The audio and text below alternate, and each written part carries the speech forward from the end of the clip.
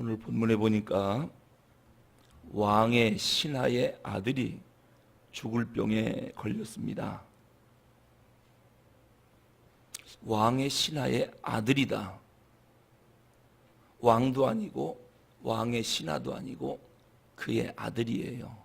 그러니까 지금 누가 죽을 병에 걸렸냐면 아주 젊은 사람이 죽을 병에 걸렸어요. 우리는 흔히 나이 많은 분들이 죽을 병에 걸릴 것이다, 그렇게 생각하는데 그렇지 않아요. 질병과 죽음은 젊은이라고 해서 안 오는 게 아니다.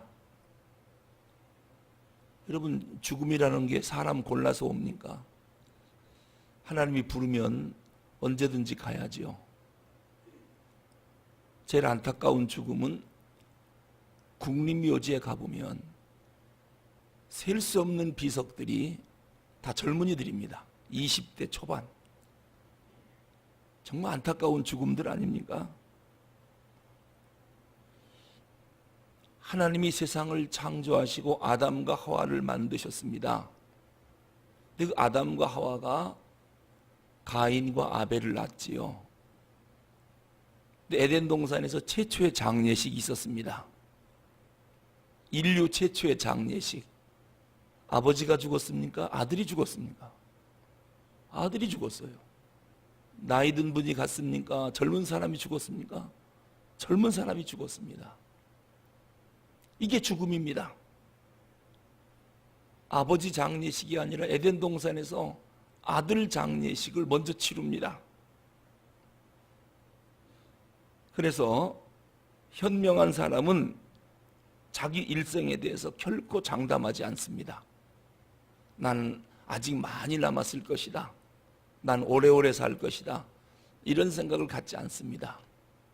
나는 오늘이라도 부르면 후회 없이 충성하다가 하나님 앞에 갈 거다.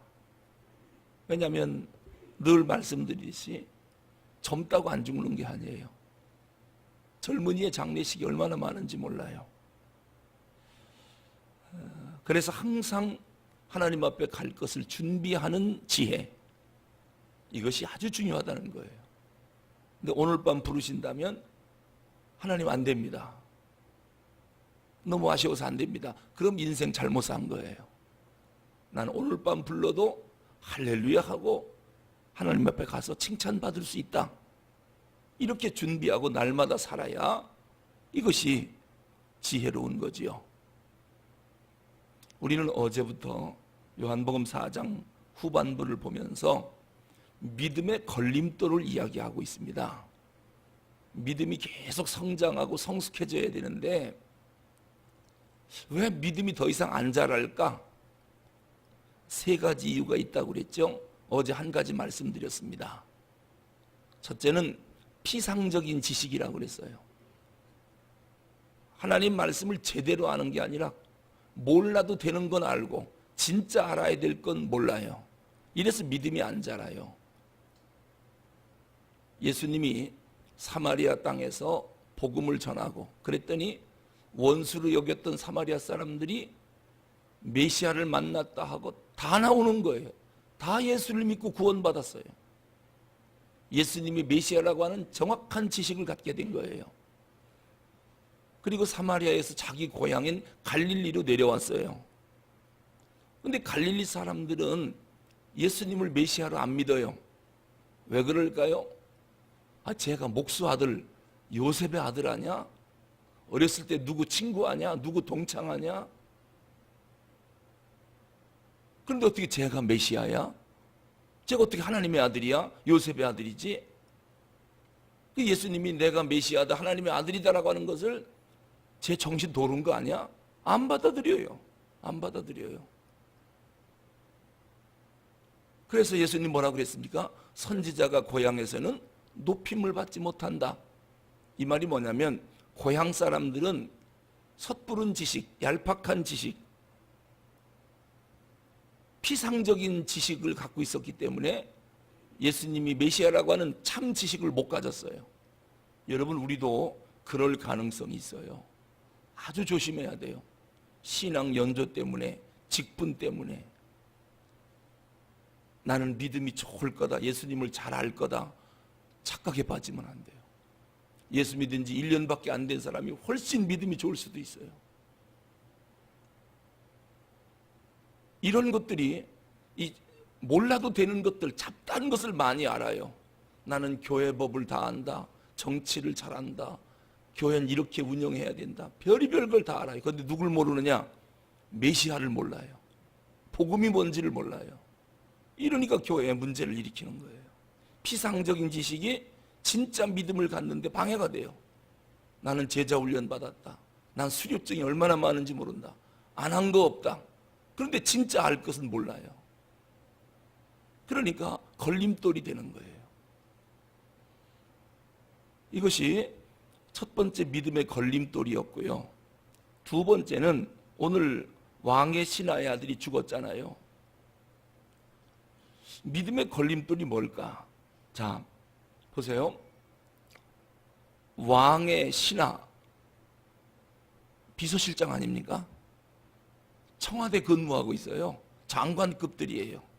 왕의 신하라고 하는 것이 얼마나 지체가 높고 출세한 사람들입니까? 서민들을 만나기도 어려운 높은 분들이에요. 그래서 이런 사람들은 예수 믿기가 어려워요. 부족한 게 없는 사람들이에요. 그런데 이 왕의 신하가 왜 예수님께 찾아왔지요? 그 갈릴리 촌사람, 목수 출신, 그 사람한테 왜 찾아왔지요? 아들이 죽게 된 거예요. 아들 때문에 그랬어요. 그러니까 이 왕의 신하가 구원받았다라고 하는 것은, 메시아를 만났다라는 것은 누구 때문에? 아들 때문에. 아들이 어떻게 됐기 때문에요? 병들었기 때문에. 그 병도 죽을 병이었기 때문에 그 지체 높은 분이 예수를 찾아간 거예요. 그 사람에게 고난이 없었으면 예수를 찾을 생각이 났겠어요, 안 났겠어요? 어림도 없지요. 그러니까 우리의 믿음의 걸림돌이 뭘까요? 편안함입니다. 형통함입니다.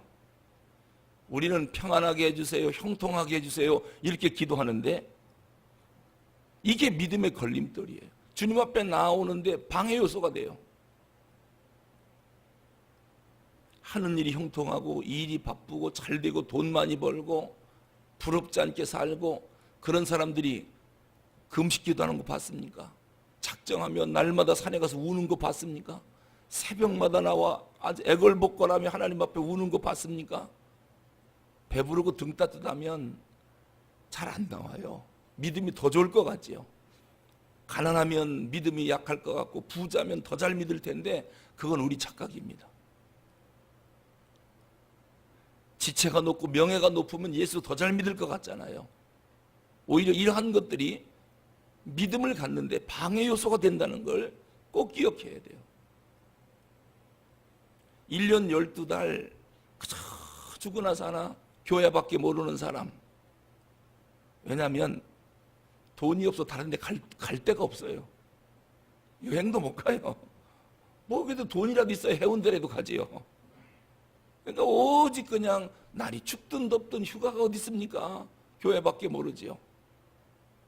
그런데 좀 여유가 있고 넉넉하면 해운대도 가고 설악산도 가고 그저 놀러도 가고 뭐 1박 2일 어디도 가고 그러면서 뭐 교회가 여기뿐입니까? 휴가지도 얼마든지 있으니까 거기서 예배 드리면 되지요 하고 이런 간절함이나 이런 것들이 안 생겨요. 그러니까 우리의 믿음의 걸림돌이 뭐냐? 이 평탄함이 될 수 있다라고 하는 거. 오늘 이 왕의 신하가 왜 예수님을 찾아왔을까? 아들이 죽게 된 거예요. 고난 때문에 그랬어요. 고난 때문에. 그 아메리칸 인디언들은요, 아주 용맹한 투사들이었습니다. 우리가 간혹 뭐 영화에서도 보지만 아파치라고 하든지 모이칸족. 근데 영화 가운데 모이칸족의 최후라고 하는 영화가 있어요. 그 용맹스럽던 아메리칸 인디언들인 모이칸족이 왜 최후를 맞이했지요? 그 용맹스럽던 사람들이 최후를 맞이하게 된 이유가 미국 정부가 인디언 특별 보호 정책을 쓰면서 그들이 사냥과 이러한 것으로 먹고 사는 사람들인데 정부 지원 자금을 대준 거예요. 그러니까 이제는 사냥하러 갈 필요도 없고 집 잘 짓고 농사 짓고 일을 안 해도 먹고 살 수가 있는 거예요. 그러니까 싸울 필요도 없고 그럴 생각도 없고 점점점 약해지고 용맹이 사라지고 그래서 결국은 모이칸족이 끝나는 거예요. 저는 미국 정부가 식민 정책을 기가 막히게 썼다고 생각해요. 만약에 이 모이칸족이나 이 아파치족들을 계속 강경 정책으로 나왔으면 이거 정복하기 어려워요. 그런데 평안하게 만들어준 거예요. 평안하게. 그러니까 다 망해버렸잖아요. 일본이 36년 동안 왜 대한민국을 식민지로 못 만들었을까? 문화정치를 쓰다가 나중에는 무단정치를 썼어요. 강압적으로 식민정책을 쓴 거예요. 기독교인 다 잡아다가 죽이고 온갖 핍박을 하고 그러니 거기에 굴복하겠습니까? 만약에 일본이 무한한 정부 자금을 지원해 줘 갖고 젊은이들 그냥 놀고 먹게 만들고 다 무능하게 만들어 버렸으면 이거 식민지 만들기 쉽습니다. 평안하게 만들어주면 다 넘어져요. 그러나 고난 속에 집어넣으면 사람이 지혜로워집니다. 용맹스러워집니다. 여러분 평안할 때 키운 애들하고 아주 고난 속에 키운 애들하고 누가 생활력이 강합니까? 오늘 믿음의 걸림돌이 되는 두 번째 평안합니다라고 하는 거예요. 평안합니다라고 하는 거. 백부장도 예수님께 어떻게 나왔어요? 자기 종이 죽게 됐기 때문에 그 지체 높은 분이 예수님께 와서 아쉬운 소리 한 거예요. 해당장 야이로가 그 지체 높은 분이 어떻게 예수님한테 나왔지요? 아쉬운 소리 하지요? 딸이 죽게 된 거예요. 그러니까 고난은 주님 앞에 달려나와 기도하게 만드는 중요한 계기가 되고 그 고난을 통해서 우리의 믿음을 키워주더라는 거예요. 그런 어려운 일이 없으면 우리가 이렇게 하나님 앞에 나와 애걸복걸하지 않지 않습니까? 병원에 입원을 해보면요, 특히 내과 병동은 이거 다 중병들이라면 암이고 뭐고 그러기 때문에 죽어가는 사람들이 많아요. 그래서 내과 병동에 가서 복음을 전하면 거의 영접합니다. 이래서 병원 전도가 중요한 거예요. 호스피스가 그렇게 중요한 거예요. 왜냐, 이 마지막 죽어가는 사람들은 다 영접해요. 왜? 죽음 앞에 고난이 닥쳐오니까 지푸라기라도 잡을 심정이라 예수 믿으라고 하면 다 믿어요. 그런데 제일 골치 아픈 병동이 정형외과입니다. 팔이 부러져 들어오고 다리 부러져 들어오고 이 사람들은요 저녁이 되면 화투 치고 앉아있고 그렇게 못 나가게 해도 휠체어 밀고 나가서 술 사 먹고 들어오고 말 안 들어요. 그 사람들한테 찾아가서 예수 믿으시오 해보세요. 어림도 없습니다. 내가 왜 예수 믿느냐는 거예요. 조금 있으면 팔다리 나을 텐데 하나님이 고쳐준다 그런 소리 하지 마라. 수술받아 다 나았다. 안 받아들여요. 그러니까 이런 사람 예수를 받아들이게 만들려면 어떻게 해야 될까요? 팔다리 부러져서는 안 돼요. 고난의 정도를 보면 이 사람이 영접할지 안 영접할지를 금방 알아요. 휠체어 밀고 다니면서 담배 피고 술 먹고 저녁에 환자들끼리 모여서 화투나 치고 이런 사람들은 복음 안 받아들여요. 근데 내과 병동에서 오늘 내일 하고 한 달 남았다 막 그 고통 속에 있는 사람들은 가서 예수 믿으십시오 하면은 다 받아들입니다. 뭐가 그렇게 만들죠? 뭐가 그렇게 겸손하게 만들어요? 무엇이 믿음을 갖게 만들어요? 고난이 그렇게 만드는 거예요. 자, 오늘 우리의 믿음의 걸림돌이 되는 거 두 번째 뭐라고요? 평탄함. 첫 번째는 섣부른 지식, 얄팍한 지식.